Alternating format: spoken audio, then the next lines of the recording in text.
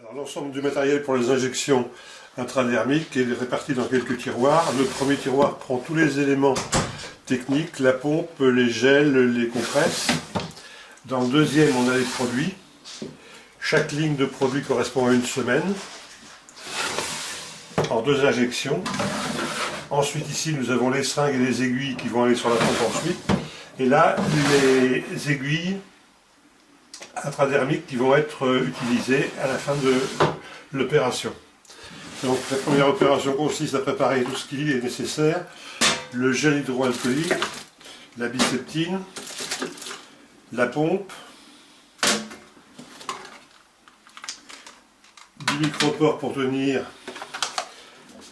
les aiguilles, le remplisseur de pompe et quelques compresses.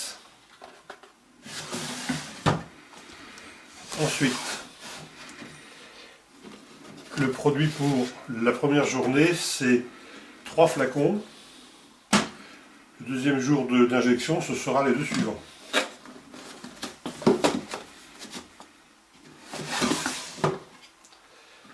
Il est plus facile de récupérer les étiquettes de suivi sur les emballages.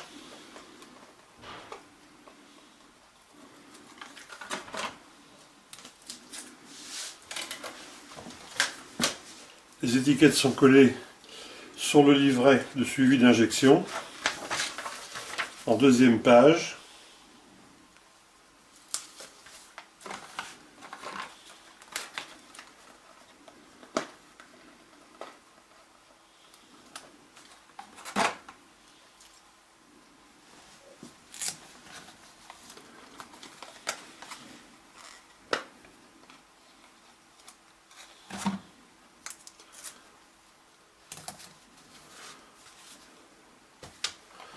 Ensuite, on prépare chaque flacon.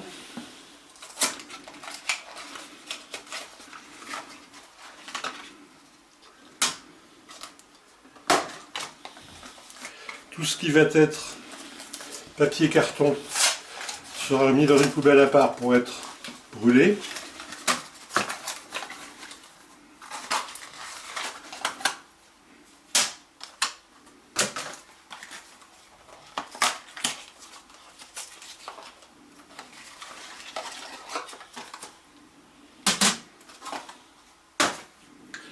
On enlève l'opercule de chaque flacon.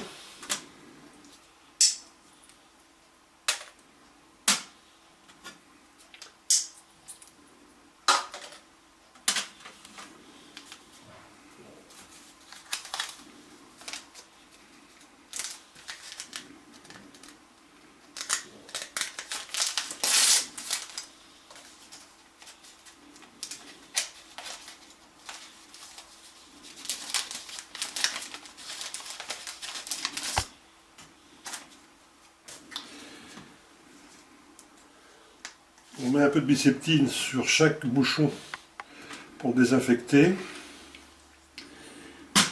Ensuite, dans le troisième tiroir, on récupère une aiguille et une seringue.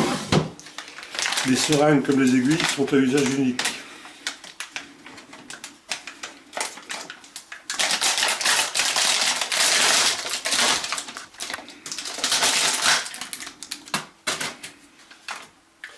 Il faut faire fonctionner la seringue 2 ou 3 fois pour être sûr que le mouvement se fasse bien, et on la repousse toujours à fond.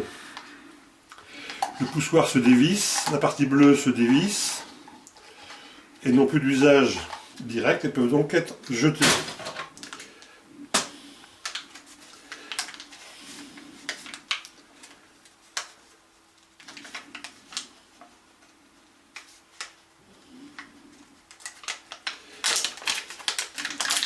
L'aiguille très spéciale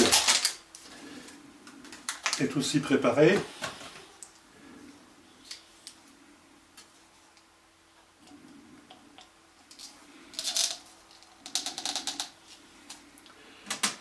Le préparateur d'injection est mis en place. On le met de telle façon que la graduation soit visible en fonction des boutons. Graduation bouton.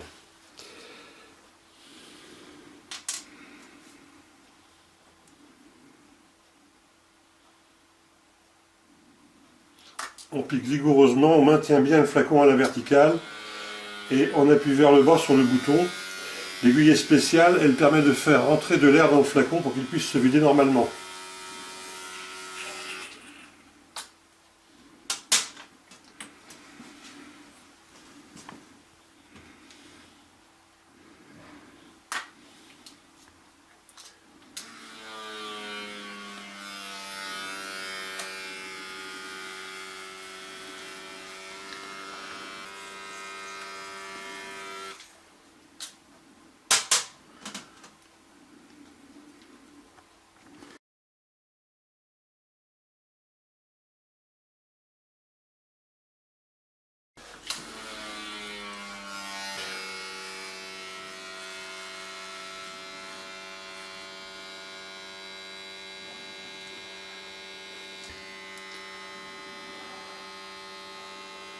Vers la fin, vous maintenez bien le flacon vertical.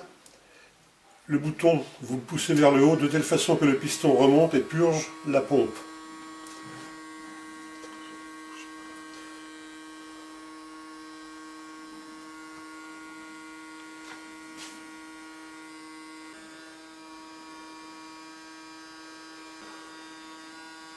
Il peut être utile de purger à travers une compresse parce que la pression dans le petit flacon empêche la purge de se faire. S'il reste un peu d'air dans la pompe, c'est pas gênant puisque la pompe en utilisation sera toujours utilisée couchée et l'air ne sera qu'à la fin de la séquence et il n'y a pas de risque de récupération dans l'injection.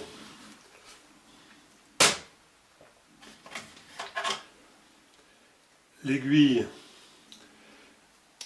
air protégé à nouveau et jeté. Les aiguilles sont de deux types, soit à 3 injections, soit à 4.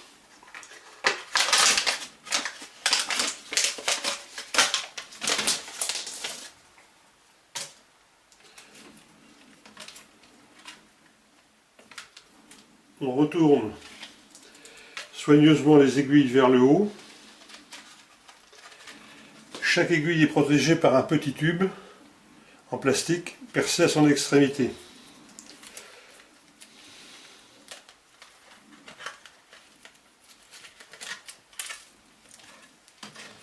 On récupère la longueur de flexible qui va être reliée à la pompe.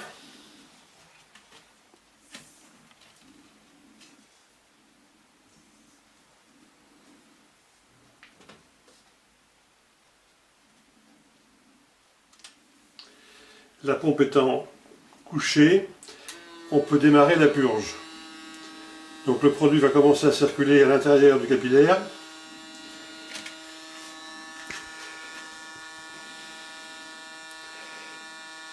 Et lorsqu'on sera arrivé au bout de la purge, on verra le produit sortir par l'extrémité des petits tubes qui protègent les aiguilles. Voilà. On voit quelques gouttes qui perlent à l'extrémité des petits tubes. Le système est purgé. À cet instant, on retire le préparateur d'injection et on relie à la place la pompe.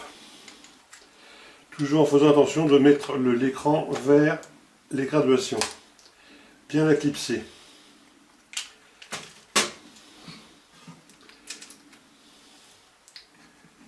À cet instant, on peut ranger tout le matériel qui ne sert plus à rien.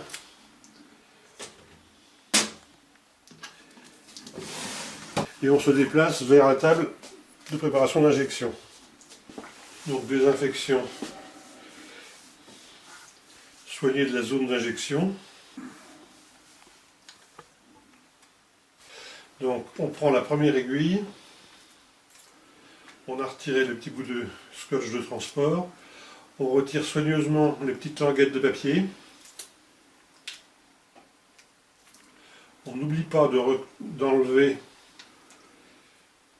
le petit tube de protection et on peut se piquer le plus simplement possible d'un coup sec. Tac, aucune douleur. On prépare la deuxième aiguille de la même façon.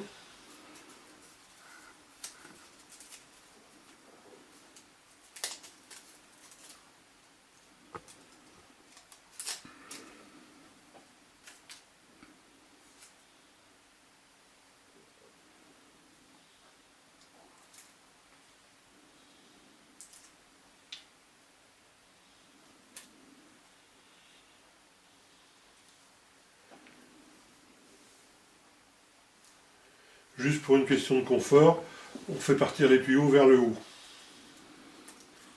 Et enfin, dernière aiguille.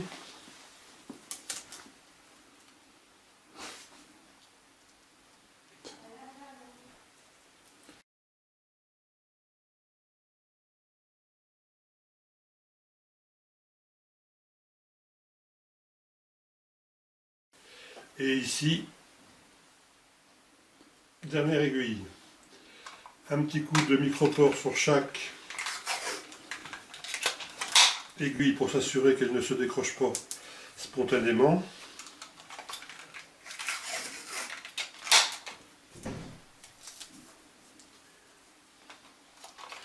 Vous aurez noté que pour une question de confort, il a été procédé à un rasage préalable de la zone d'injection.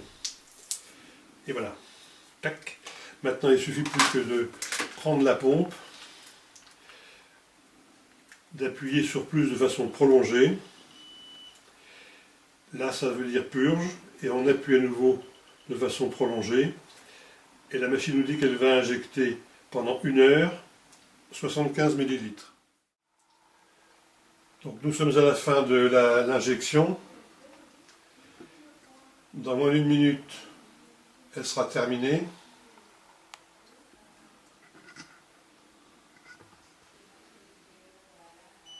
Voilà, la pompe écrit End.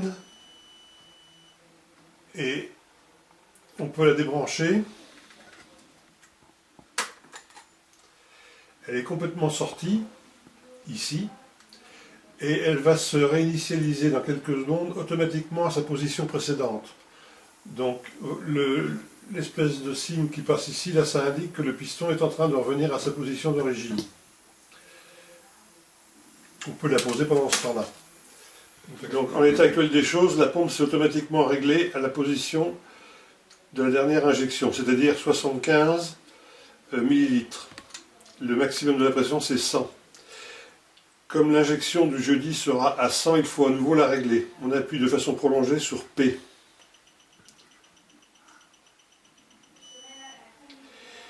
Et ici apparaît en clignotant le temps. Le jeudi, on injecte pendant 1h30.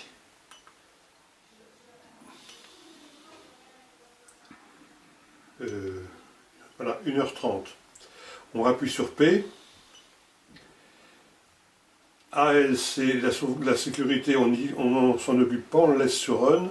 On appuie une nouvelle fois. Et là, on va monter pour venir jusqu'à 100. C'est la quantité à injecter. Voilà, je suis au maximum. Donc, la pompe clignote. Au bout de quelques secondes, elle va s'arrêter.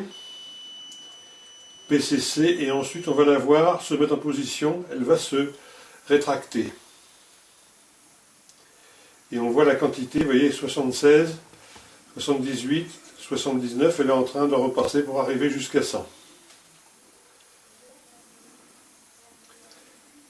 Lorsque ce sera terminé, elle va rester sur End. La consommation de la pile est extrêmement, de la pompe est extrêmement faible et elle ne s'éteint jamais.